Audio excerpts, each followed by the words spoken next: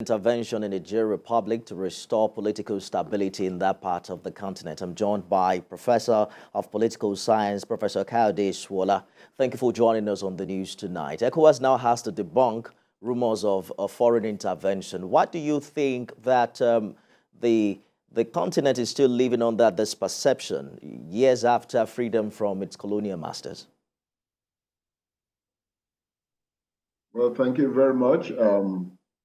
There is no authoritative source to declare that ECOWAS is under the influence of any foreign authority.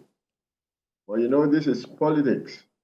I mean, what happens in the international community is simply politics of another kind.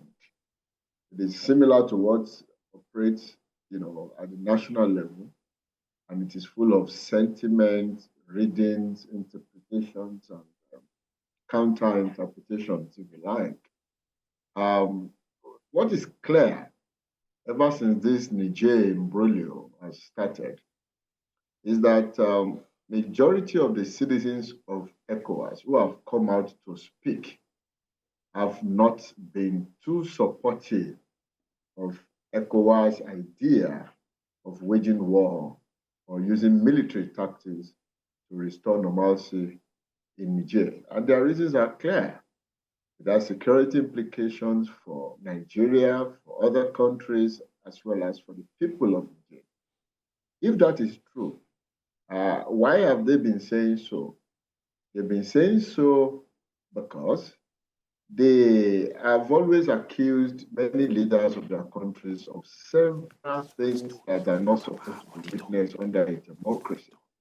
Things like institutional coup, things like six-side syndrome among their leaders, manipulation of constitutions, and all the rest.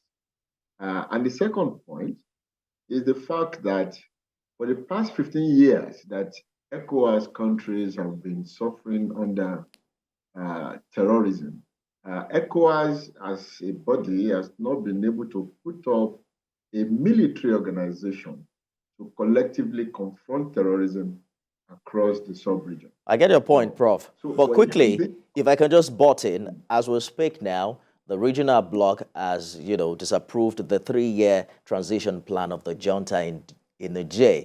It makes it look like a military action is inevitable. Are there still options for ECOWAS at this time?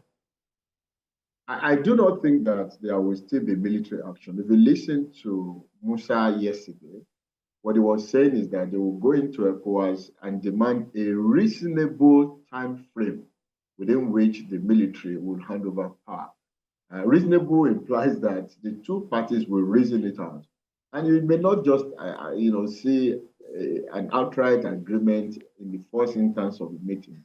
There could be other meetings and other meetings that will come up to ensure that they arrive at something. I do not see a military option in sight at all, because both ECOWAS and Niger and countries within ECOWAS understand fully well that there will be very serious implications if this becomes the last resort.